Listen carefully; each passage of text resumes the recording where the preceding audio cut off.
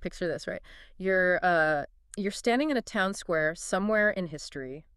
Doesn't really matter where, doesn't matter when. Right. The air is thick with like the smoke of a recent revolution. People are cheering, flags are waving, and statues of the old, corrupt regime are just being pulled down into the dust. It's that classic historical image. Exactly. You look around and there is this electric feeling of absolute hope.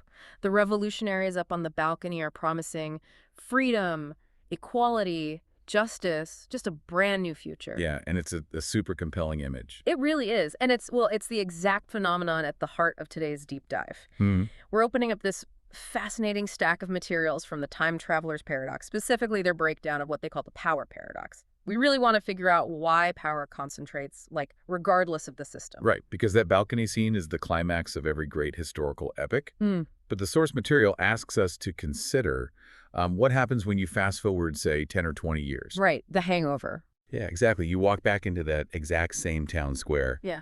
And the people who promised you freedom, well, they've basically become the new rulers. Yeah. The authority they fought against has simply taken on a new shape. A small group gained a little power. That power expanded. They built walls to protect it.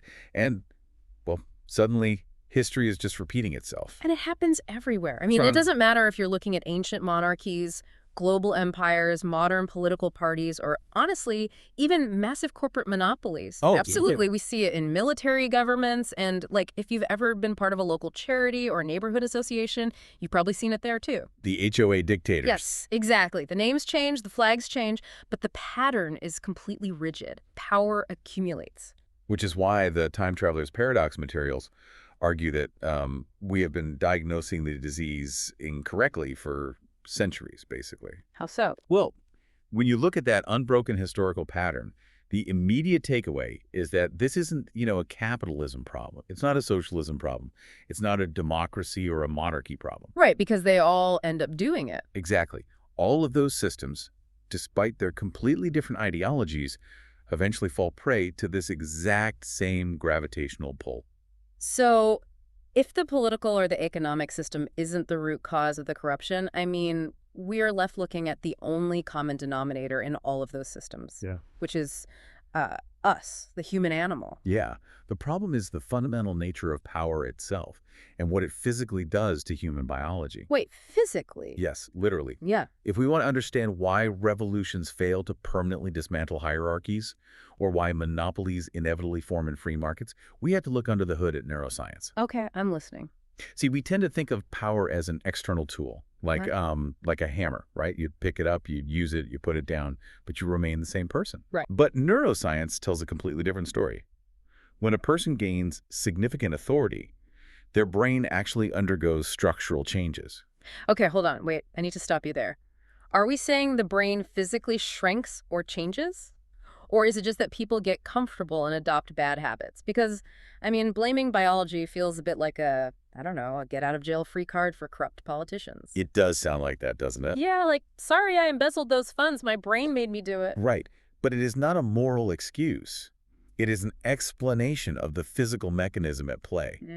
Let's look at the mirror neuron system. Okay. For you, the listener, if you see someone accidentally slam their finger in a car door, you probably wince. You might even clutch your own hand. Oh yeah, you feel that phantom flash of pain. Yeah, exactly. That's your mirror neuron system firing. It's the biological circuitry responsible for empathy. It's how we understand someone else's perspective by basically simulating their experience in our own minds. It's how we connect. It's what makes a society function on a basic interpersonal level, right? Yes.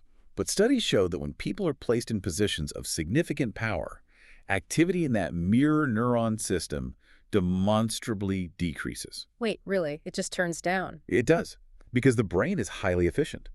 When someone no longer needs to rely on others for their survival or success, which is exactly what happens when you gain authority over them, the brain begins to prune those empathetic connections. Wow. Yeah, the empathy circuits actually quiet down. The person literally loses the physiological ability to feel what others are feeling at the same intensity they used to.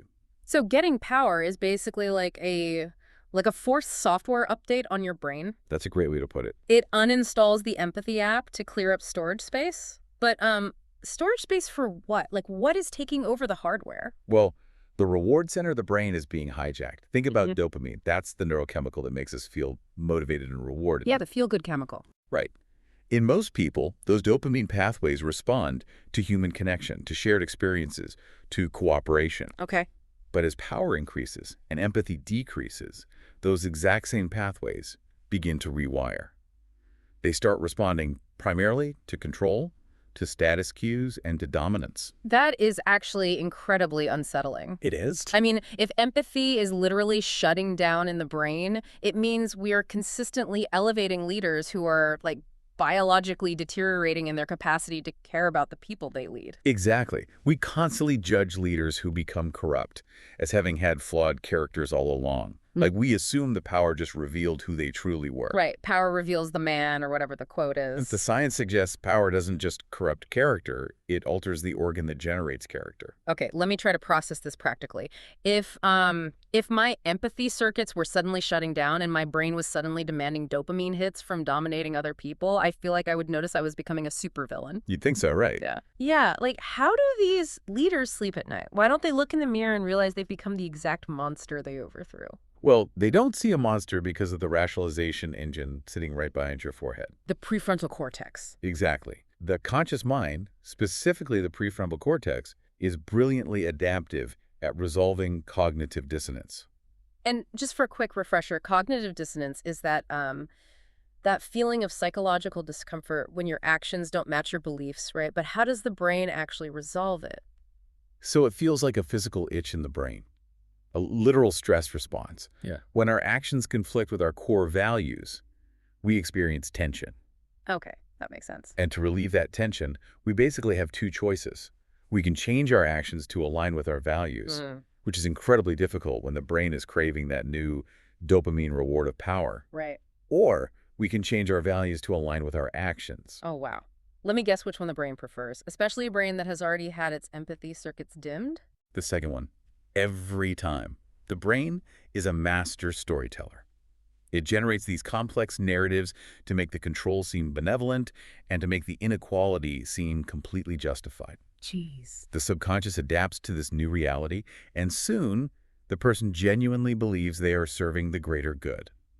The prefrontal cortex essentially acts as a highly paid defense attorney for your darkest biological impulses, just constantly spinning evidence to prove your innocence to yourself. That is wild. So when, say, historical dictators or even modern massive corporate monopolies, when they claim they are acting for the greater good, they aren't necessarily lying to us. Like, their brains have successfully tricked them into genuinely believing their own PR. Yeah, mostly. A cynical liar is easy to spot. Eventually, their own guilt or internal contradictions might trip them up.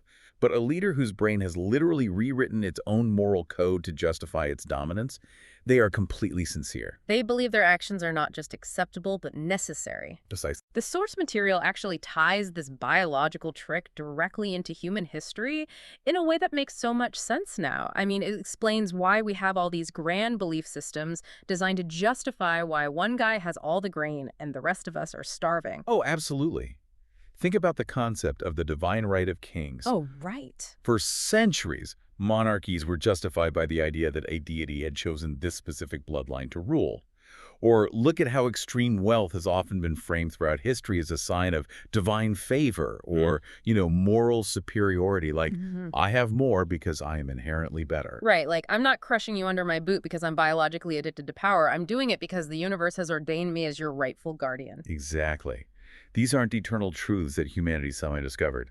They are environmental products. Wow. They are sophisticated stories crafted by the prefrontal cortex to protect the powerful from their own cognitive dissonance. History repeats itself not because of bad ideology, but because human biology is remarkably consistent. Man, if human biology is this easily hijacked by authority, if our empathy circuits fry the minute we get a corner office or a crown, how can we ever design a functional, fair civilization? It's the ultimate question.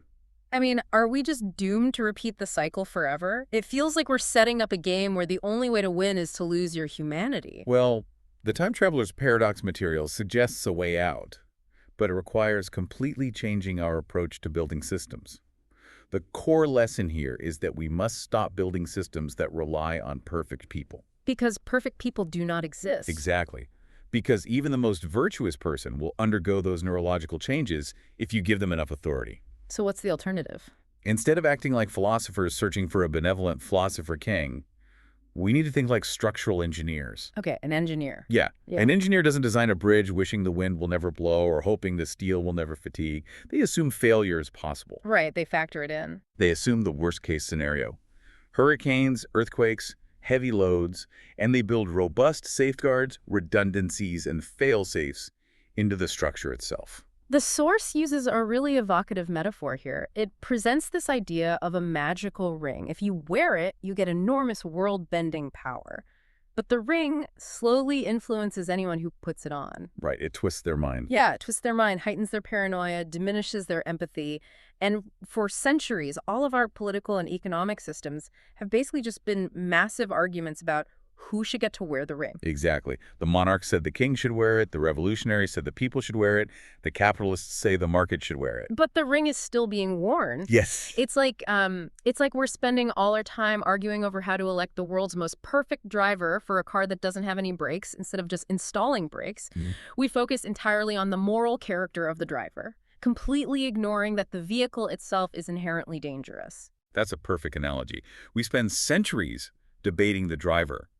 The material argues that the real question we should be asking isn't who gets to wear the ring. The question is, why does the ring exist at all in our societal structure? That is a massive paradigm shift. Don't find a better ruler. Figure out how to make ruling less powerful. Right. Because trying to eliminate human greed or ambition is a fool's errand. Those traits are biologically hardwired into us for self-preservation. You can't just wish them away. No, you can't. But limiting their influence and putting strict boundaries on the neurological damage they can cause to our leaders, well, that is a practical engineering solution. We have to assume greed, selfishness, and ambition will be present in any system and design structures where those traits cannot easily access the levers of absolute control. Okay, so if we take that engineering mindset and we realize we need to dismantle the ring of power to protect ourselves from our own biology, we have to figure out where that power actually lives, right? Yes, exactly. We have to identify the greatest concentration of power in modern society.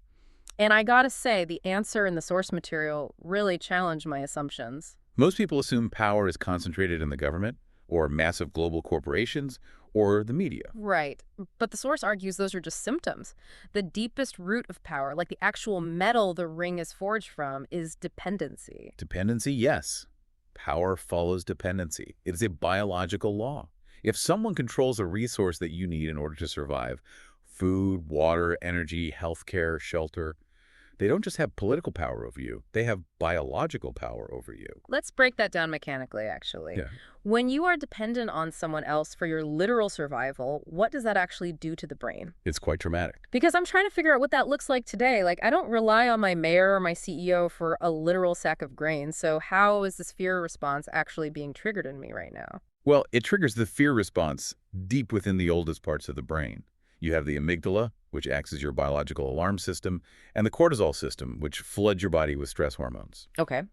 When a survival resource is threatened, say you might lose your job and therefore your access to food or shelter, your brain doesn't process that as a minor logistical inconvenience. It processes it as a mortal threat. Wait, so biologically losing your job is processed the exact same way as, like, a lion jumping out of the bushes? The physical reaction is practically identical. Your peripheral vision might narrow, your digestion slows down, your heart rate spikes. Wow. And when the amygdala takes over, it hijacks the prefrontal cortex. The subconscious mind ruthlessly prioritizes short-term survival over everything else. Dignity, moral reasoning, long-term planning, protesting an unfair situation, all of that is pushed aside by the primal need to survive the day. So that fear forces compliance. Exactly. Whoever controls the resources you depend on can essentially bypass your rational mind and control you through biological fear. Which brings us to money.